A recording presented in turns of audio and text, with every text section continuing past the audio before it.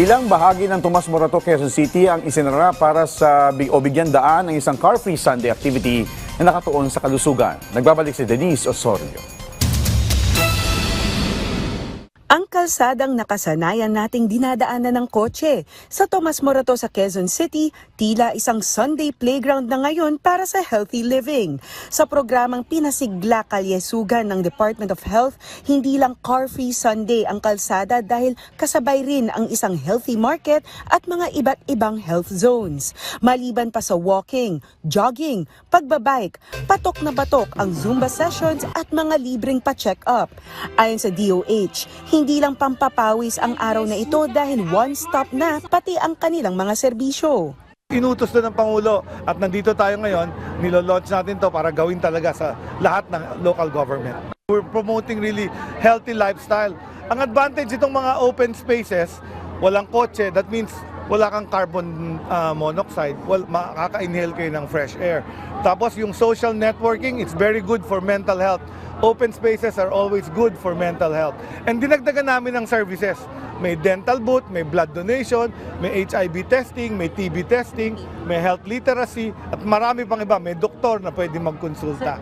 At dahil mas epektibo ang paglalapit ng mga serbisyo sa tao, target ng DOH na mas madami pang lugar ang makaranas ng car-free open spaces at pop-up health services.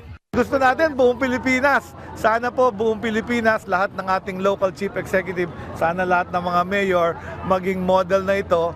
Alam nyo, ang healthy population, tama si mayor kadalasan ang health natin pag nagkasakit na huli na yon. Gusto natin, ang pinopromote ko yun, health, wellness, health promotion. Keep yourself healthy, tamang pagkain, ehersisyo, disiplina. Sa HIV testing area, may mga college students na naglakas loob pumila kahit na aminado silang minsan ay may hiya pa rin dahil sa mga maling paniniwala at stereotypes.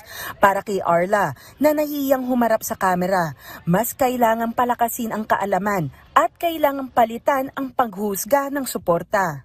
Mag-spread ng awareness din po and sa mga tao po parang i-take po nila, unawain po nila, lalo po yung mga mahirap din po kung meron ka pong infection na gano'n, tapos parang i-discriminate ka. May sakit sa lungs si Arla at ito ang nagpaudyok sa kanyang magpa-HIV test para makasiguro na malusog pa rin siya.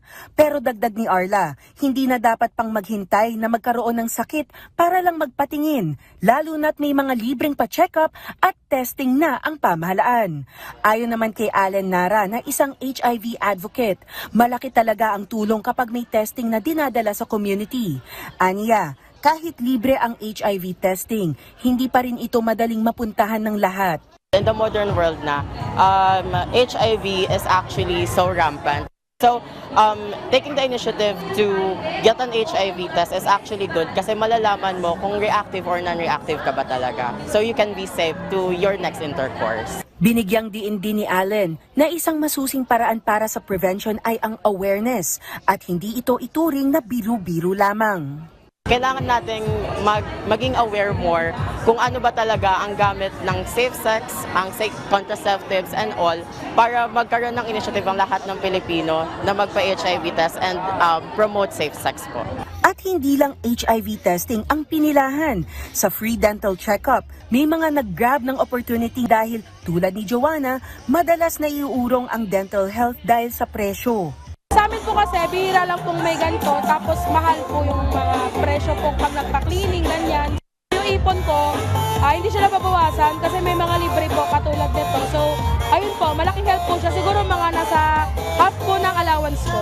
Halos 2,000 piso rin ang nasave ni Joanna dahil sa libreng dental checkup sa Pinasigla Kalyesugan at hihigit pa dahil iikutin niya ang buong caravan kung saan mayroong ding tuberculosis screening, cancer screening, dental checkup, blood pressure screening at marami pang iba.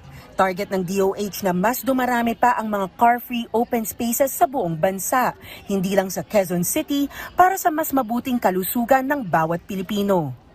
Denise Osorio, para sa Pambansang TV, sa Bagong Pilipinas.